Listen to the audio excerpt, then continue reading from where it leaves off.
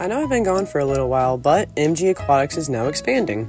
If you're new here and didn't know, I breed fish, but I also make fish food. But now it's time to upgrade the fish food side of things. Starting with the floors, it's made of multiple pieces of plywood that have cracks in the middle, so I'm going to fill those. So we got to sweep the floor first, because there's dirt everywhere. And I'm just going to fill the seams with silicone caulk. So I got me a new fancy caulk gun. There's no need to really explain on this part. I just fill the cracks in and then smooth them over. And now I have to do that in the entire room. Halfway through though, I got tired and I ran out of caulk. So I went and got a tube of caulk and it's chocolate milk time. Fun fact, I love chocolate milk.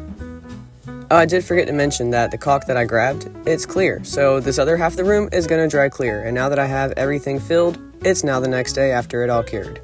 But this is ugly, so we're gonna paint the floor. And surprise, I'm a millennial, so it's gonna be gray.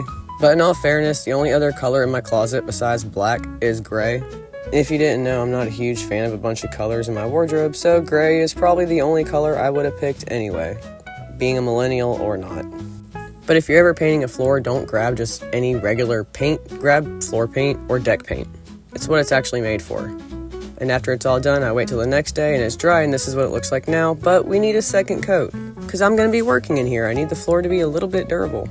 And this part shouldn't need too much explaining because I'm just repainting the whole floor again. And I do plan on insulating all the walls with closed cell insulation later, but that's kind of expensive, so right now I'm just doing what I gotta do so I can actually work in there. It's the next day and the floor is completely dried, and now I need to run an electrical cord so I can have electricity. Also, I found my house shoes because if you don't notice, there is dirt everywhere, and if you wear these outside shoes, inside you're gonna track up this new floor, and I'm not cool with that because it looks brand new. I don't want it dirty yet. But we're gonna vacuum up all this dirt and these steel beams here, and do you notice this crack with that light coming through? That's what we're working on today, but first the dirt's gotta go away. And I do plan on having closed cell insulation put in the entire building in the future, but that's kind of expensive. But right now, I'm just filling in the cracks with the Great Stuff insulation for windows and doors. And don't forget to prop the door open because fumes. You don't want to die from fumes. And I just went and filled in around the entire base of the frame around the whole building. And I had to take a few breaks because even with the door open, I still couldn't breathe. But now I have to look at this ugly yellow line, and I don't like that, so I went and got some gray spray paint. Look, I'd rather look at a bunch of gray than a weird yellow line around the bottom of my floor. So we're just gonna go with it. And that's the last part we're gonna cover for today.